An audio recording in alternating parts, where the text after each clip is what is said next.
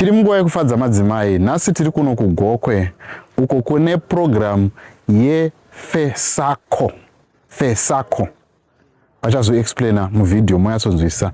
Pandangokupai just a snippet yekuti zvinofamba sei.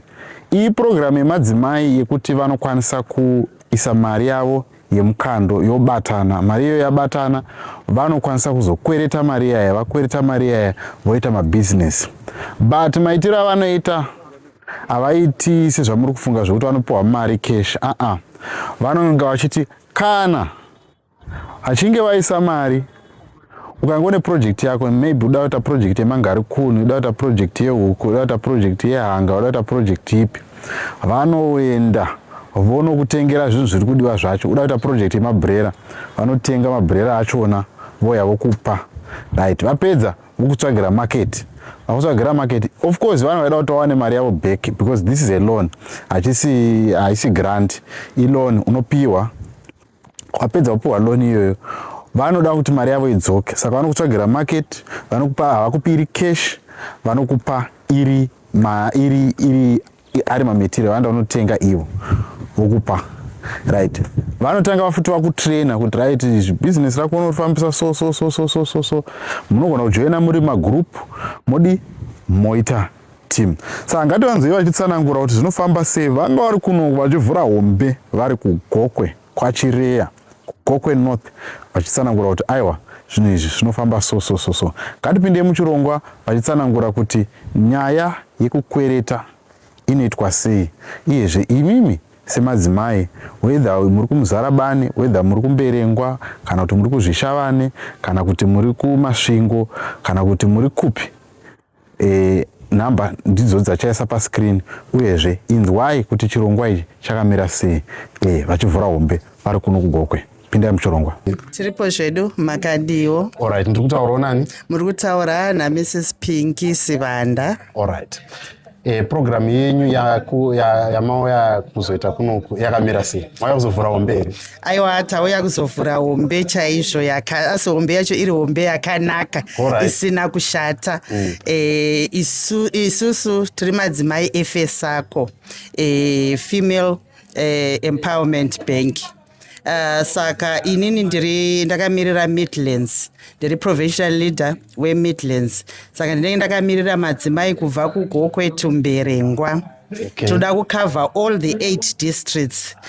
Fesacco ibhenki rakavhurwa manje richangopedza kurejistwa. Saka toda kuti madzimai azive zvinenge zvichiitika maererano nekupuhwa maloans achaitwa, maererano nekubetsera madzimai kuti asimuke, awanikewo ari empowered, achiitawo mabusiness. Tiri kutageta madzimai ose from 18 years till paanonzwa kutoti handichakwanisi kushanda. Saka we want all women kuti vauye tidzidzisane, tione kutoti umwe noumwe angada achiita business ripi, tibetserane kubva ipapo. Alright. Mataura mukati makatageta vanhu vari between 18 zvichikwira. Pane here zvamuri kutarisira kuti munhu anga achive maybe ndiri CEO ndinoshanda hangu basa rangu rakanaka, ndinotenderwa here kuuya ndichizokwereta? Ndevapa vanhu vamuri kutarisira kuti munge muchibetsera? Tiri kutarisira madzimai ose ane potential yekuita business. Be it uri formally employed but unokwanisa kuita kaside hustle kako, tinokubetsera. Chero mudzimai asati ane chekuita but ari willing, tinoda kuti tibetserane naye. Alright. Nevagara already vatomubusiness, toda kuti vasimukire, tivasumudzire pabusiness ravo. Tikanzwa nyaya yemaloni, munhu wese anobva atya kuti ndinozotsomwa, ndozoitwa tsomu pakutaura kwechizvino. Imimi makamira sei panyaya yekunge munhu achinge auya kwamuri achida loni? Dzakamira sei loni idzodzo kuti vanhu vazive? Isusu tinokurudzira kutoti chikwereti ngachifanirwa kudi chinofanirwa kubhadhara. But our percentage is very low. Tichange tichicharge from 5% to 15% monthly. Alright. And then tiri kutarisira kutoti munhu kana achinge achida kuita business rake, tinotanga tamudzidzisa. Meaning kuti atingopi nje munhu anongoti ini ndoda kuita chakati asina knowledge rebusiness rake. Tinotanga tadzidzisa munhu then tochitanga naye mbichana tochimupa mari inoenderana nebhizinesi raari kutanga zvichienda mberi. All right. I am joined by Tarisaimire Marambador. All right. The board secretary for Fesacco. Okay, tell us more about why you are here in Gokwe North, Chirea to be particular. Why are you here? We are here to launch our SACCO, which is Savings and Credit Cooperative, which is female-led and female-focused, meaning it's led by the female and it focuses on empowering the women. Okay. Why is it that you are here in the rural areas? Why did you target the rural areas? What is your goal? We are operating nationwide in the 10 provinces of Zimbabwe. And in each province, we are saying we leave no woman behind. Okay. So we are dealing with every woman in every category, starting from the grassroots. That's why we are in the rural areas. Okay. When we hear loans and all of that, we start to think about collateral and other stuff. And that might, deter women from coming to you. What are measures that you have put in place in order to make sure that women can come freely and borrow from you? And what lucrative offers are you giving them? For our loans, they start from as little as $100, okay, and the maximum is $20,000. All right. But also we have some loans that are collateral free, depending on the amount, that are loans below 500.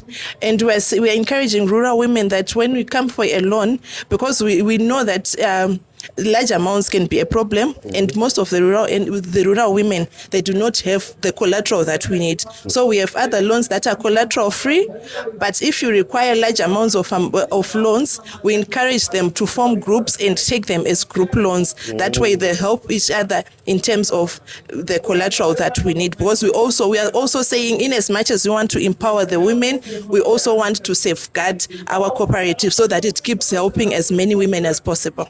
All right. Yes. Then I see here you are talking about assets loans, medical aid, funeral cover, school fees. Can you explain further why about your service that you're offering, the school fees and all of that? What is that? All right, we have got different types of loans, the business loans, the housing loans. I'll just generalize all the type of loans that we have. Our loans interest, they start from 5% to 15% maximum. Loan amounts start from $100 to $20,000 US, and they have different loan categories, and their interest rate is per month. Okay. Yes. So I will just focus more on the business loans. Yeah. The business loans, we do not, for all the loans, we do not give you the cash loan. Okay. Because we want to avoid a situation where we give you cash, and then you come across a problem. We have and now you have to go those kind of things. So right, okay, we want to avoid that, and we need to safeguard the money. And also, once you give us collateral, we're saying if you fail to pay back, we are now coming back to sell the house that you have given us as collateral, sell the car and everything. Now, women empowerment is not there because we've actually drawn you back. So we are saying, for example, for a business loan, you want to start a business. You give us the proposal. Yes. We work with you through, and then we provide you with the inputs. Yes. We give you 80% in terms of inputs. Let's say we buy huku zacho for you and feed and everything. The 20% we just deposit into your account is meant for emergency, so that you are not also sorry usina yes. But then kanatadaro, before we even give you all that, we train you. All right. Yes.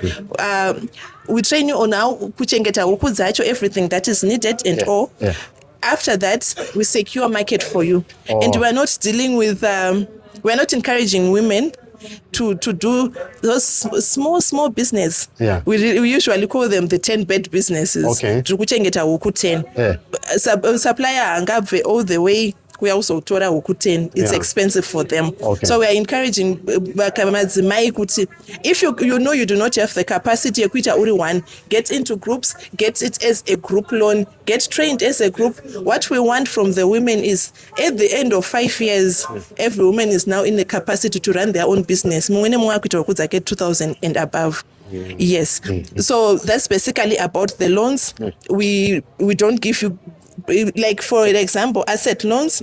If you want to buy a house, we don't give you the money to go and buy the house. All right. You want the house, we buy the house for you. All right, okay. Yes. So muri kumeka sure kuti hapana munhu anozogumisira azonzi atadza kubhadhara mari nekuti you have given them every tool that they need for them to succeed. Definitely. All right, okay. Yes. And then now coming to the school fees.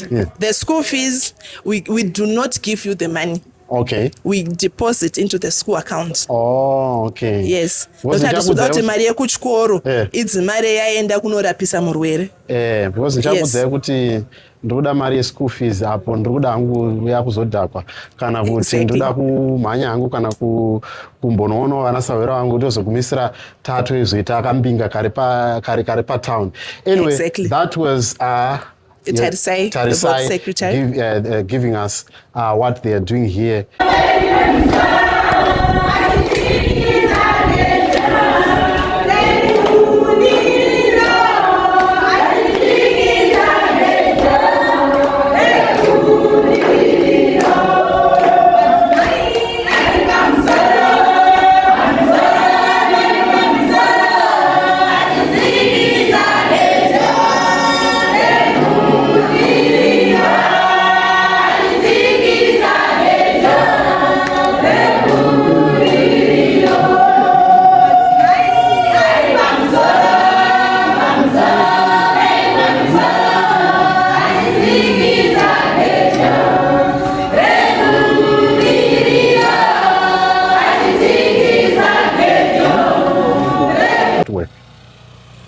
All right.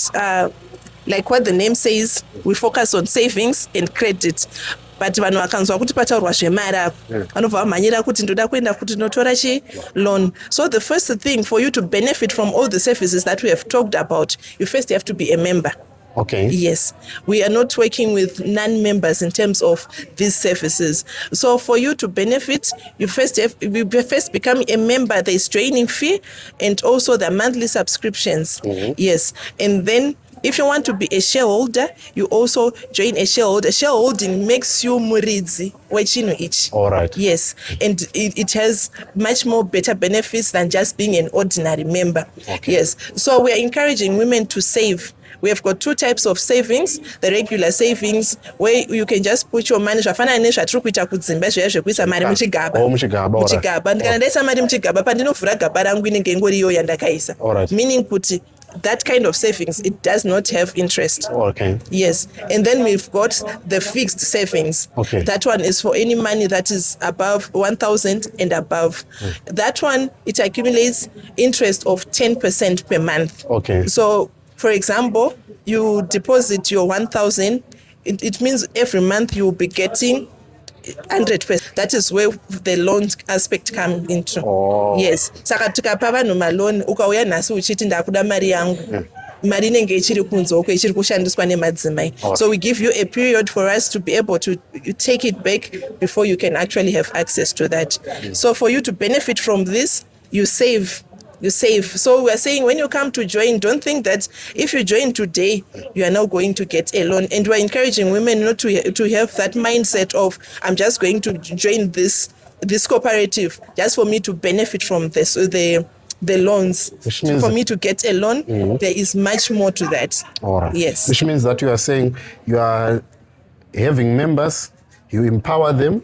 Yes. And after empowering them, you also make them shareholders so that they take accountability amongst each other. Yes. Right. Let's say vanhu vauya vari 10 kana kuti vari 20 mamembers ekuchechi kana kuti vanogara musame line, muri kuvabatsira sei vanhu vanenge vakadaro? If they want to get a loan. Yes. You join as an individual. Okay. But if you want to venture into business as a group, we have those types of loans. Okay. That's when we're saying, chibatanai imi madzimai muri 5, muri 10, muri tiri huku. Before we give you zvehuku zvacho, we want to see kuti pane matanga patiri kuendesa huku.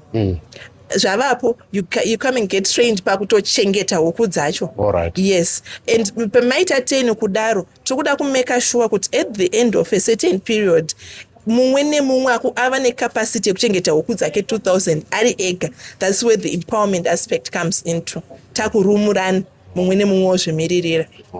Yes. Zvigaro pake pamufanira kutungamiri panobvoterwa vamwe ndopanozobuda leadership. Saka neve leadership yebasa kwete kuti leadership yekuti takukosha darika vamwe handizvo. Ndozvakanakira masako akasiyana nemacommercial bank. Commercial bank unongozingoti kuziva kuti ndimember kana kuti employee handizvo, but nekusina kuita sei, nekusina kufanana mapanzwisisa akaipapo. Sendataura nezveleadership da kuti muzive kuti inonzi management committee ndo leader kana kuti board ndo rinogavhena inotungamirira SACCO. Board rinenge rine vanhu 9 ndo vanotungamirira Zimbabwe yese, vanotungamirira all the 10 provinces. Maprovinces ese ari 10 ari 10 handizvo ndizvo handiti saka maprovince ese ari 10 ndo pamunozoona mutungamiri wenyu weMidland Madam Pingisibanda varipo pavanhu 9 ipo paya. Saka vamwe varipo vanhu 9 vanotungamirira vaya Zimbabwe yese. Vanhu ava havana kuzvigadzwa, vakagadzwa nevamwe venyu vamamembers uye neministry. Zvireva kuti nhasi patichasiya tagadza vamwe hatisisi kuno kugadzai. Ministry inota sei inotitungamidza mufamude chitransparent handizvo. Saka itopa vanhu dai vakadai vanotungamira SACCO. Ndinoona kuti chirongwa ichi chakanaka because chinhu chinonzi kuti mudzimai aimpower. Munoona isusu varume tikawana mari tinofunga kuenda kunohura kana kuenda kundorasa. Asi ukaona mudzimai wako ane mari akwanisa kusimudzigwa watoziva kuti musha wavakika. Saka inini samambo ndinototi kana zvinhu izvi zviri zvechokwadi sematauriro avari kuita tatoempower madzimai edu dunhu redu rakura rasimuka. Handitika. Aiwa tinotenda. Makadii zvenyu zita ndiani? Ndinonzi Joy Mangwiru. Alright. Titaurirei kuti munobva kuwadhi ipi uyezve madzidzei pachirongwa chachiitika nhasi? Ndinogara pano pabusiness community.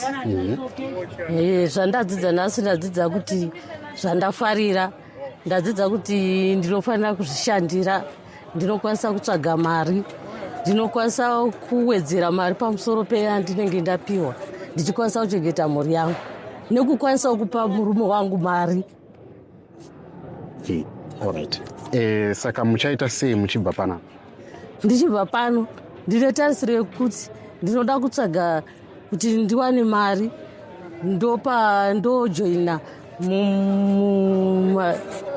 SACCO. Fesacco. Yeah. Kana ndojoina ndoramba ndichikanda $10 angu andanzwa kusvika ndakwanisa kuti ndikwanise kukweretawo mari ndokwanisa kuzviitira nemaoko angu. Tinotenda. Ini zita ndoitwa Brightness Tarama, ndobva kuward 5. Ndafarira chirongwa chanhasi zvikuru nokuda kwekuti chapa ukurudziro kuti tinofanirwa kufusha mari iyi igozotibetsera semadzimai anhasi kuti tiwane mari tikwanise kudzidzisa vana. Uyezve chimwe chinhu chandafarira ndechekuti ndikabvisa 20 usa yangu joining fee ndozobvisa $10, asi $10 ichange ichindibetsera kuti ndive ndichiwana kuti ndive nemedical aid. Uyezve $10 iyi ndaibvisa ndichabvisa futi 200 iyi ndichaibvisa pa6 months kuti ndive kuti zvive Fesacco ingave chinhu changu inini pachangu. Ende ndazvifarira zvokuti ndatombofunga kuti nyango paukomiti ndanga nditoti ndotokwanisa kubhadhara 200 ndigopinda pandokora mari yangu yekumukando noti nopindawo kumukando ndikwanisawo kupinda pachinhu ichi noti chatove changu kana ndabvisa mari iyoyo. Saka ndazvifarira nokuti ndaona kuti zvinhu izvi pane ramangwana ndigoni kuve munhu anotambura, togona kubetsera murume wangu kutomuti oika mari akaomushandise nekuda kweprojekti iyi. Ndo zvinhu zvandafarira. Aiwa, tinotenda. Saka mudawo kukurudziro yenyu kune mamwe madzimai? kune mamwe madzimai nditobva pano netisheti yandakatopfeka ndotonovakurudzira anenge aramba anongosara asi ine maonero angu ndotonosvika ndichitotaura kuti aiwa ngatijoinei chinhu ichi nokuti chinotibetsera pane remangwana nokuti tichange tichitoti vapindawo pakanzi pane purogiramu yakati touya tichingobvisawo tichikurudzirana kuti tinge tive mupurogiramu. Zita rangu ndoto Christopher Mapindu, ndinogara muwadi 4 Chireya. Chitikwa chanhasi ndafara with the kusokata this program area muno muwadi 4 yatadza kuti vision yapresident haisi kusarira pasi madzimai akasingazivi chinozomukana but nhasi vese vasara akajekeserwa kuti vanofanira kungopinda vapinde mabhengi vabike mari dzavo vagobudirirawo vakwanisa kurarama zvakanaka vasina nhamo vanaenda kuchikoro vagona kurima zvakare vakatosvika palevhel yekupedzesera saka president with the coming of these ladies vaya nechirongwa chewomen's bank for this ward tachifarira tachida ende tichachisapota up to the kusvika kwekuvhendeji point kwekupedzesera. Thank you. Alright. Ini ndinoitwa Miss Wadzanai Kiwanuka. Tinofara kugamuchirwa kwakanaka kwataita kune kuGokwe North kwaChireya. Ndini chairperson weFesacco. Fesacco is abbreviation yekuti Female Empowerment Savings and Credit Cooperative, which is a SACCO. But SACCO it is very, very special. Why tichidaro? Nekuti SACCO yedu is a women-led SACCO. Ibenki remadzimai, benki rinoonewa nemadzimai, benki rinoranwa nemadzimai, and benki rauya kuzodzidzisa madzimai kufusha mari, rauya kuzodzidzisa madzimai kukudza mabhizinesi avo. Nhasi chandanyanyofarira interaction yataita nemadzimai edu, training yedu yataita musi watauya kuzoita first launch yebhenki redu, kuonesana kwataita matambudziko, brainstorming yataita kuti tibude nemasolutions, uye maproducts ari kuofwa nebhenki redu, maproducts asisati ambowanikwa muno muZimbabwe, maproducts achasumudzira madzimai kwete kwaChireya chete, kwete muGokwe chete, but in all the 10 provinces. Hapana rimwe bhenki remadzimai rakaita seFesacco. Tisu mabhenki rauya neinnovation, ende tisu bhenki rauya rinoonewa nemadzimai nekuti chinangwa chavo kusumudzira madzimai. Tinoti nemuchirungu, if you raise an empowered woman, she will raise an empowered girl child, and she will raise an empowered boy child, and she will be a great helper to her husband also. Tinofara nekuti vision yedu ene maobjectives yedu ari maringe nevision 2030, and ari maringe ekuti tisumudzire madzimai asvike pari kudiwa kunzi madzimai tisvike nenyika. Thank you so much.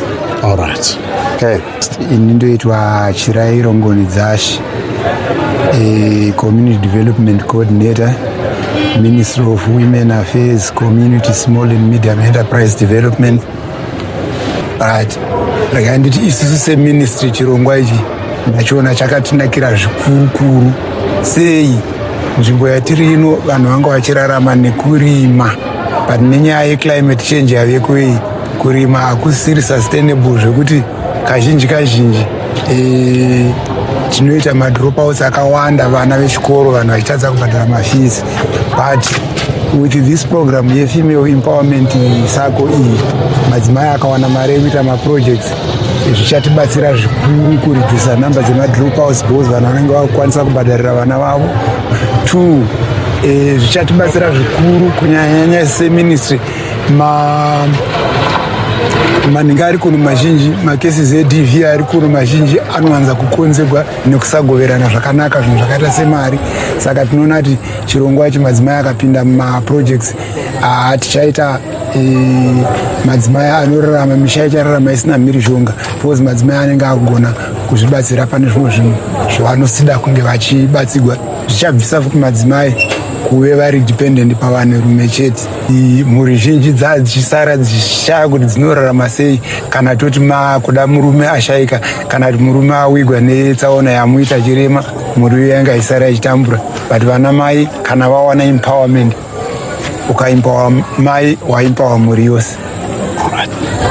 Anything chiri pahana penyu chamuda kutaura pamusoro peprogramu tichipedza? Chiri pahana pangu chandingada kutaura pamusoro peprogramu iyi ndechekuti chokwadi kuuya kwaita vanhu nhasi iri launch vanenge vasingazivi zvinhu zvakamira sei, but ndokuvimbisai kuti next time muchaona vanhu vakawandisa vari willing kujoina SACCO redu. Salibonani mahlabezulu lonke. Mina ngingumama uPinky Sibanda, ngimelele omama bonke abe Midlands. Sile bhenki lethu elitsha elisanda kuvulwa elitargete omama bonke kusukela ku-18 years kuseyafika lapho umama yabe sesithi hayi mina ngisakwanisa ukusebenza. So ngilapho ukuthi ngi-encourage bonke omama abaku-business labangakaqalisi i-business. Sifuna ukuthi sincedisane. Ibhenki lethu labomama lizabe lincedisa wonke umuntu ojoyinileyo ukuthi akwanise ukuthola imali ye-start, imali yokubooster i-business lakhe. Sizabe sinika imali at a very low percent, siqalisela ku-5% sisiyafika ku-15%. So omama bonke abangabe belamabhizinesi abawenzayo, omama bonke abangabe balesifiso sokuqalisa ibhizinesi, sizaqala silifundise libe le knowledge yokuthi ibhizinesi leni lihamba njani. Sisitshelo kulabo ababengakaqalisa ibhizinesi but belesifiso, kwenze ukuthi nxa usuqalisile ibhizinesi lakho lingabonakali lilibhizinesi elibuyela emuva. Sifuna kube lengqubekela phambili kubo mama bonke, sisukumisane njengabomama. Kungabi lo mama ohlezi phansi okhalayo ukuthi mina ubaba akakwanisanga ukunginika imali yesinkwa, ngiso namhlanje sitshone ngendlala. Sifuna umama ukukwanisa ukuthi baba mdlana la esithi namhlanje angila mali yesinkwa mama, into zinzima. Umama la yakwanisa ukuthi ayiwa baba ungazihluphi, mina ngizakhava esinkweni, mina ngizakhava i-school fees. Sifuna omama ukuthi bonke bebe ngomama abasukumileyo, bebe ngomama abakwanisa ukwenza ibhizinesi. Right.